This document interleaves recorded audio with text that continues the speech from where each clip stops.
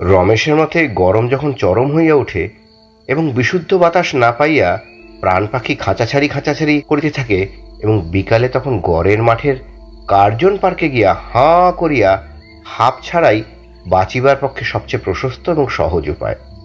অতএব তারা কয় বন্ধুতে প্রত্যহ এই প্রশস্ত ও সহজ উপায় অবলম্বন করিত। সেদিনও তারা কার্জন পার্কে গিয়া জমিয়াছিল। রমেশ ঘাসের উপর উড়ানি বিছাইয়া শুইয়াছিল। যোগেশ একটা মৌরির বিড়ি বারংবার নিভিয়া যাইতেছে দেখিয়া ক্রমে চটিয়া উঠিতেছিল।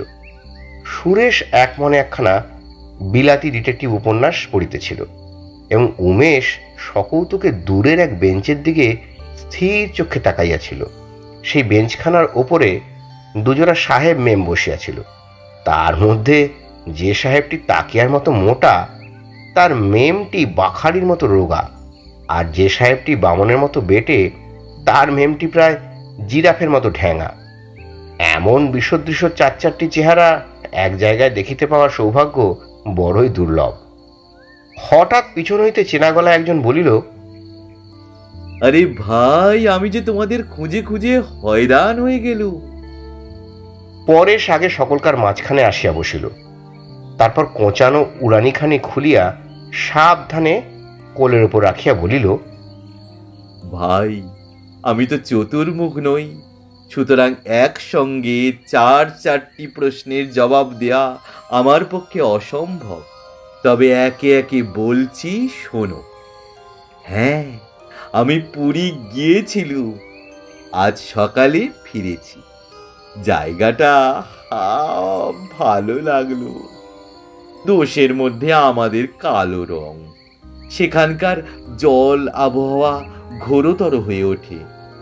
পুরী থেকে আমি কোণারকেও গিয়েছিলুম। রমেশ চমকাইয়া বলিল, হ্যাঁ, কোণার্কে? ও কি, কোণারকের নামে তুমি এমন চমকে উঠলে কেন? না না, ও কিছু নয়, তুমি যা বলছিলে বল। সে হবে না। আগে বলো, তুমি চমকালে কেন? সে অনেক কথা।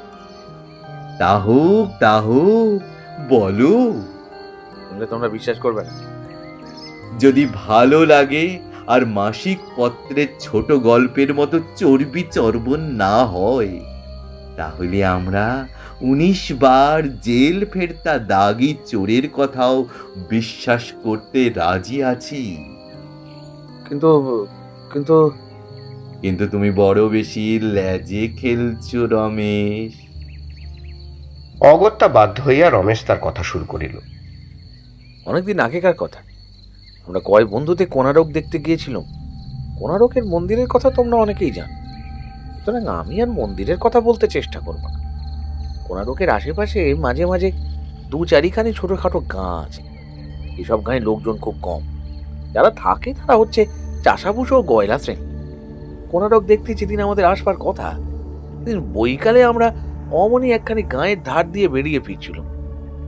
কৌতূহলী চোখে এদিক ওদিকে তাকাতে তাকাতে আসছি, হঠাৎ একটা গাছতলায় পুতুলের মতো কি একটা নজরে ঠেকলো। এগিয়ে গিয়ে দেখি সত্যি এক পাথরের মূর্তি তার নিচের দিকটা বাড়িতে পুঁতে গিয়েছে। মূর্তিটি রমণীর। গরম দেখে মনে হলো কোণারকের সেকেলের শিল্পীদের কেউ এটিকে গড়েছে, কেননা তেমন রূপে ভরা দেহ, হাসি ভরা মুখ, ভাবে ভরা চোখ বড়, যে সে কারিগরের কল্পনায় সম্ভব নয়। উড়িষ্যার প্রাচীন শিল্পের এটি একটি জ্বলন্ত নিদর্শন। এহেন মূর্তি এখানে অযত্নে পড়ে আছে কেন? দাঁড়িয়ে দাঁড়িয়ে অবাক হয়ে তাই ভাবছি। এমন সময় দেখি আশুছন্তি ব্রজবসী বলে গান গাইতে গাইতে পাশ দিয়ে একজন গাঁয়ের লোক যাচ্ছে। তাকে ডেকে জিজ্ঞেস করলুম, হ্যাঁ গো, এই পুতুলটা এখানে পড়ে আছে কেন?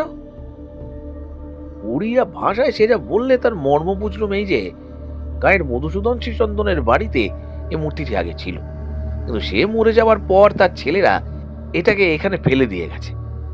ফেলে দিয়ে গেছে কেন রে? অত্যন্ত কুণ্ঠিতভাবে লোকটি বললে। কেন যে সে তা জানে না। তার মুখ থেকে মনে হলো সে যেন কি লুকোচ্ছে। আচ্ছা, তো তুই এই পুতুলের গা থেকে বালিগুলো সরিয়ে ফেল দেখি, বকশিস পাবি। লোকটা কেমন যেন শিউরে উঠে 3 হাত পিছিয়ে গেল। তারপর দংশন দত্ত সাপের দিকে লোকে যেমন করে তাকায়, তেমনি ভীরু চোখে মূর্তির দিকে তাকিয়ে বললে সে পারবে না। খামোখা লোকটা আঁতকে উঠলো কেন? মূর্তিটি যেন তার পাষাণ নয়ন তুলে করুণ হাসি আসছে। আপনার নীরব ভাষায় যেন বলছে, আমাকে উদ্ধার করো, এই আসন্ন সমাধি থেকে আমাকে উদ্ধার করো। লোভে আমার মনটা ভরে গেল। অপূর্ব শিল্পের এই উজ্জ্বল রত্নটিকে যদি কলকাতায় নিয়ে যেতে পারি, তাহলে আমার বাড়ি আলো হয়ে উঠবে। ফিরে দেখি পেছনে যে লোকটা আর নেই, হন হন করে সে গাঁয়ের দিকে চলে যাচ্ছে। বন্ধুরা আমাকে ফেলে অনেক দূর এগিয়ে গেছেন। চেঁচিয়ে ডাকতেই সবাই পেট ফিরে এলেন। সকলে মিলে বালি সরিয়ে মূর্তিটাকে আবার টেনে দিল। সেটি একটি নর্তকীর নগ্ন মূর্তি। এতক্ষণ আর আধখানা বালির ভেতরে ঢাকা ছিল বলে তার অপরূপ রূপ ভালো করে বুঝিনি। এখন তার সবটা পেয়ে আমাদের চোখে যেন তাক লেগে গেল। সুন্দর তার দাঁড়াবার ভঙ্গি, কি অপূর্ব তার হাত পায়ে শ্রীছান। আর পাথরের মূর্তি যে এতটা জীবন্ত হতে পারে আমি তা জানতাম না। মনে হলো শিল্পী আর একটু চেষ্টা করলেই এর মৌনব্রত ভঙ্গ হয়ে যেত। ভেবেছিল মূর্তিটিকে এখান থেকে সরিয়ে নিয়ে যেতে হলে গায়ের লোকে নিশ্চয়ই ওড়িয়া ভাষার যৎপরণাস্তেই রুদ্ররস প্রকাশ করবে। কিন্তু আশ্চর্য এই যে টু শব্দটি পর্যন্ত করবে না। সন্ধ্যার পর আমরা কোণারকের কালো দেউলের কালো ছায়ার ভিতর দিয়ে বেরিয়ে সীমাহীন বালুকা সাগরের তীরে এসে দাঁড়াল। আমরা 4খানা গরুর গাড়ি ভাড়া করেছিল। অন্য 3খানা গাড়িতে 2জন করে লোক উঠল, কিন্তু আমার গাড়িতে সেই মূর্তিটি ছিল বলে আমি ছাড়া আর কারোর জায়গা হলো। অস্পষ্ট চন্দ্রালোকে ঘুমন্ত সেই অনন্ত বালু প্রান্তরকে চাকার শব্দে জাগ্রত করে গরুর গাড়িগুলো ঢিমিয়ে ঢিমিয়ে চলতে লাগলো। উপরে আকাশ, নিচে সেই ধুধু মরুভূমি, চারদিকে আর কিছুই নেই, না গ্রাম, না মানুষ, না গাছপালা। সারাদিন ধ্বংসস্তূপের মধ্যে ঘুরে ঘুরে দেহ মন যেমন এলিয়ে পড়েছিল, আস্তে আস্তে গাড়ির ভিতরে দেহটাকে ছড়িয়ে দিল। আর আমার পাশেই নর্তকীর সেই পাষাণ মূর্তিটি স্তব্ধ মৃতদেহের মতো আড়ষ্ট হয়ে পড়ে রইল। ঘুমিয়ে ঘুমিয়ে এক অদ্ভুত স্বপ্ন দেখল। সেই পাষাণী নর্তকী যেন প্রাণ পেয়ে জ্যান্ত হয়ে উঠেছে। টানা টানা বিদ্যুৎ ভরা চোখ তুলে আমাকে দেখতে পেয়ে কুন্দদন্তে অধর চেপে বসে সে ফিক করে হেসে ফেলল। তারপর সামনের দিকে ধীরে ধীরে তার 2 হাত বাড়িয়ে দিলে আমাকে ধরবার জন্য। এই জীবন্ত পাষাণী স্পর্শ থেকে তাড়াতাড়ি যেমন সরে আসতে যাব, অমনি চট করে ঘুম পেয়ে গেল। চোখ কচলে উঠে বসে দেখি পাথরের প্রতিমূর্তিটা গাড়ির ভিতরে পাতলা অন্ধকারে আবছায়ার মতো দেখা যাচ্ছে। হঠাৎ দেখলে মনে হয় যে মূর্তি যেন এক ঘুমন্ত মানুষের বাইরে তো মরার মতো হলদে হাতখানা চাঁদ একটা সেলোমেলো কালো মেঘের উপরে স্তম্ভিত হয়ে আছে। গভীর রাত্রি, অত্যন্ত স্তব্ধ। কেবল খুব দূর থেকে চিরজাগ্রত সমুদ্রের অশান্ত হাহাকার বাতাসের ঠান্ডা দীর্ঘ নিঃশ্বাসের সঙ্গে ভেসে ভেসে আসছে। হঠাৎ আমার কানে একটা শব্দ গেল। গাড়ির ভিতরে কে ফোঁস করে একটা নিঃশ্বাস ফেললে। প্রথমে ভাবলুম আমার ভ্রম, কিন্তু তারপর ভালো করে শুনে বুঝলুম না, ভ্রম নয়, ভিতর থেকে নিশ্চয় কারোর নিঃশ্বাস শোনা যাচ্ছে। গাড়োয়ান ছোঁড়াটা তখন নেমে গাড়ির আগে আগে হেঁটে চলছিল। প্রতিমূর্তিটার দিকে তাকিয়ে দেখলুম সে তেমনই স্থিরভাবে পড়ে আছে। ঝাঁ করে মনে হলো কোণারকের সেই গিয়েও লোকটার রহস্যপূর্ণ আচরণ। বকশিসের লোভেও সেই মূর্তিটার গায়ে হাত দিতে রাজি হয়নি। এই মূর্তিটাকে নিয়ে কিছু গোলমাল আছে নাকি?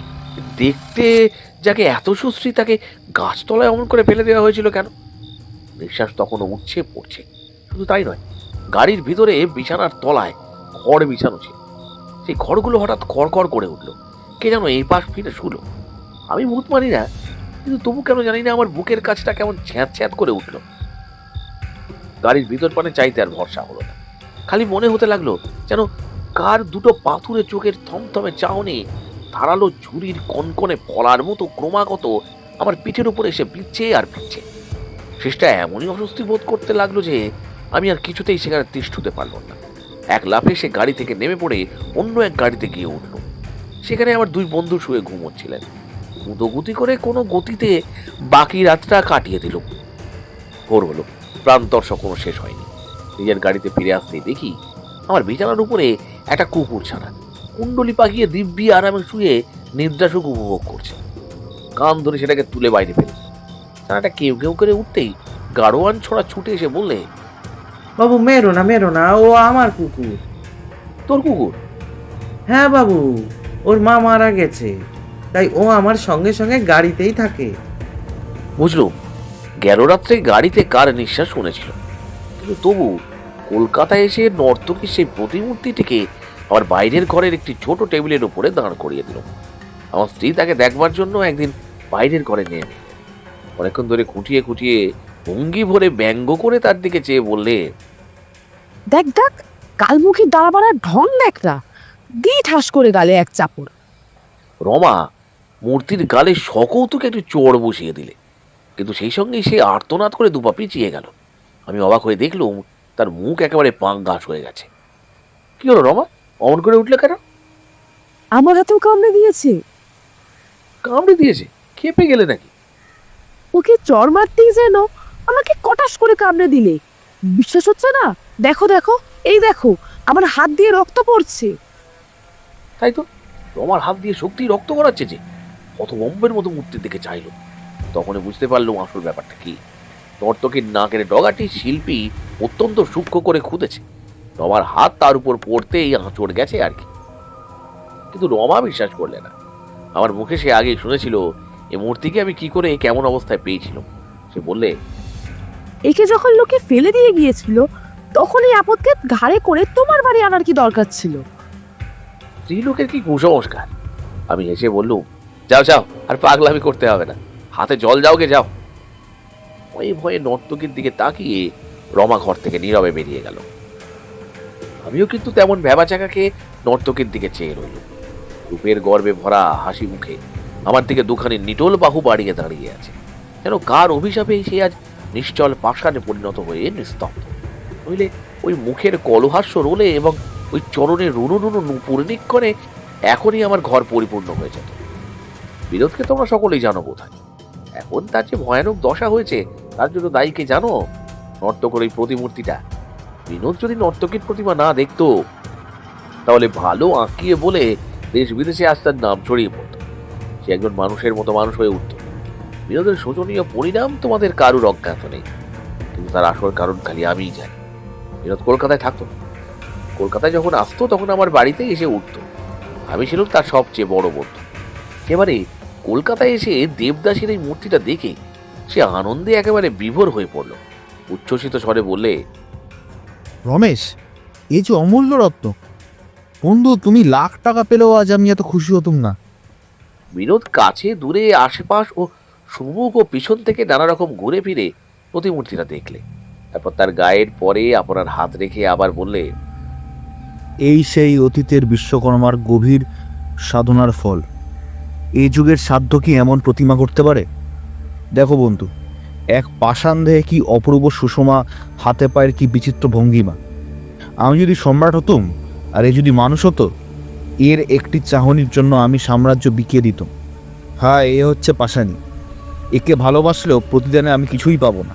তবু দেখো, এ পাষাণ শিল্পীর হাতে মায়াস্পর্শ পেয়েছে বলে মনে হচ্ছে, যেন এই কঠিন পাথরের আড়ালে আড়ালে প্রাণের লুকোনো ধারা চুপি চুপি বয়ে যাচ্ছে।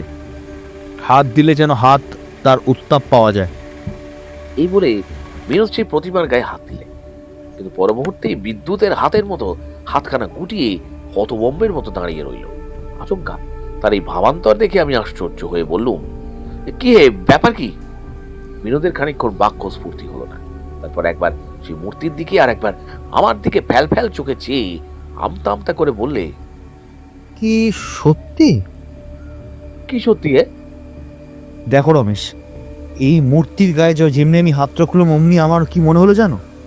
মনে হলো ওর দেহের ভিতর থেকে হৃৎপিণ্ডটা দুপ দুপিয়ে নেচে উঠলো। মূর্তিটা থেকে তোমার এত আনন্দ হয়েছে যে তুমি একেবারে বাহ্য জ্ঞান হারিয়ে বসে আছো।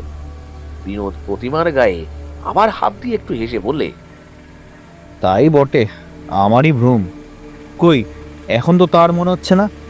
দেহ এখন স্তব্ধ, স্থির মৃত্যুর মতো শীতল। হায় রে, পাষাণকে কি বাঁচানো যায়? তা যদি পারতুম, তাহলে আমরা শিল্পীরা আজ শত শত নিখুঁত আদর্শ মানুষ গড়ে সমস্ত সংসারকে সুন্দর করে তুলতুম। আমার একটি বদ অভ্যাস আছে, রাত অন্তত 1:30-2 না বাজলে সহজে আমার ঘুম হয় না। প্রথম রাতটা আমি বইটই পড়ে কাটিয়ে দিই। সে রাত্রে যখন পড়া সাঙ্গ করে উঠলুম, ঘড়িতে তখন 2:10 আলো নিভিয়ে শুতে যাচ্ছি, এমন সময় বারান্দায় কার পায়ের শব্দ পেলুম। এত রাত্রে জেগে কে? আশ্চর্য হয়ে জানলা দিয়ে মুখ বাড়িয়ে দেখি বিনোদ বেড়াচ্ছিল বারান্দার এদিক থেকে ওদিক পর্যন্ত। সে অস্থিরভাবে বেড়াচ্ছিল। সে রাত্রে গরমটা পড়েছিল কিছু অতিরিক্ত। ভাবলাম গরমে বোধহয় তার ঘুম ভেঙে গেছে। তাই সে বাইরে বাতাস পাওয়ার জন্য বেরিয়ে এসেছে। এই ঠিক করে তাকে আর না ডেকেই আমি শুয়ে পড়লুম। পরদিন সকালবেলায় বিনোদের সঙ্গে যখন দেখা হলো, বললুম, ইয়ে, কাল ভালো করে ঘুম হয়নি বুঝি? তুমি জানলে কি করে? কাল রাত 2টোর সময় তুমি তো বারান্দায় এসেছিলে, যখন তখন আমি জেগেছিলুম। বিনোদ আমার কাছে সরে এসে খুব মৃদু স্বরে বললে, ভাই, কাল এক আশ্চর্য স্বপ্ন দেখেছি। নর্তকীর মূর্তিটার একটা নকল তুলতে তুলতে আমি ঘুমিয়ে পড়েছিলাম। ঘুমিয়ে ঘুমিয়ে কি স্বপ্ন দেখলুম জানো? দেখলুম মূর্তিটা যেন হঠাৎ জীবন্ত হয়ে পড়েছে। যদিও তার দেহ যেমন ছিল তেমনি পাথরেরই ছিল। এক পা করে আমার কাছে এগিয়ে এসে সে হাসতে হাসতে সে বলল, তোমার কথা আমি শুনেছি, তুমি আমাকে ভালোবাসতে চাও না? আমি বললুম, হ্যাঁ। তাহলে আমিও তোমায় ভালোবাসবো, আর কখনো ছাড়বো না। এই বলে সে আমাকে প্রাণপণে আলিঙ্গন করলো। তার সেই শক্ত পাথরের হাতের চাপে আমার দম যেন আটকে আসতে লাগলো। আমি জোর করে যেমন তার হাত ছাড়াতে যাব, অমনি ঘুম ভেঙে গেল। তারপর কিছুতেই আর ঘুম আসে না। সেই বিদঘুটের স্বপ্নের কথা কোনো মতেই আর ভুলতে পারলুম না। সেটা নিয়ে ভাবতে ভাবতে মাথাটা যেন গরম হয়ে উঠল যে শেষে ঘর থেকেই বেরিয়ে এলো। কাল সারা রাত অনিদ্রায় কেটেছে আমার। কোণারকের প্রান্তরে আমি যে স্বপ্নটা দেখেছিলুম, সেটা অনেকটা এই ধরনের। আমার কি এক বিপদ ভয়ে গুড়গুড় করে উঠল। তবে কি সত্য সত্যই এই মূর্তিটার ভেতরে অস্বাভাবিক কিছু আছে? একটু উত্তেজিত স্বরে বললুম, এ বিনোদ, ও ঘরে আর তুমি শুয়ে না। আমার স্বরে চমকে উঠে বিনোদ বললে, কেন বলো তো? নিজেকে সামলে নিয়ে বললুম, তুমিও মূর্তিটার কথা বেশি বড় ভাবছো। হয়তো আজও তুমি ওকে আমার স্বপ্নে দেখবে। বিনোদ হাসতে হাসতে বললে, দেখলুমই বা, তাতে কি হয়েছে? স্বপ্ন তো আর সত্য নয়। তাকে আমি আর কখনো হাসতে দেখিনি। সেই হাসি তার শেষ হাসি। তারপর সেই ভয়ঙ্কর রাত্রি, সে রাত্রির কথা আমার জীবনে কখনো ভুলবো না। সে রাত্রেও আমি টেবিলের সামনে বসে একখানা বই পড়ছিলাম। রাত তখন 1টার কাছাকাছি। চারিদিকে স্তব্ধতা যেন থমথম করছে, কোথাও কিছুই নেই। হঠাৎ একটা ভারী জিনিস পড়ার শব্দ হলো, সঙ্গে সঙ্গে ভয়ানক এক আর্তনাদ, সে কি চিৎকার! চারিদিকের গভীর নিরাপত্তার মধ্যে সে আর্তনাদ যেন আকুল ভাবে ঝাঁপ দিয়ে কোথাও থই না পেয়ে কাঁপতে কাঁপতে ডুবে গেল। এক লাফে আমি দাঁড়িয়ে উঠলাম। আমার স্ত্রীও ধড়মড়িয়ে জেগে বিছানায় উঠে বসে সব হয়ে বললে, ও ও কি গো, ও কি?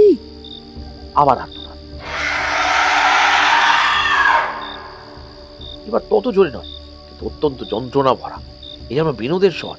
আমি আর দাঁড়ালুম না, ঝড়ের মতো বেরিয়ে বাইরের ঘরের দিকে ছুটে গেল। বাইরের ঘরের দরজা ঠেলতেই দড়াম করে খুলে গেল। ভেতরে ঘুটঘুট করছে অন্ধকার। মনে হলো সে অন্ধকার যেন হাঁ করে আমাকে গিলতে আসছে।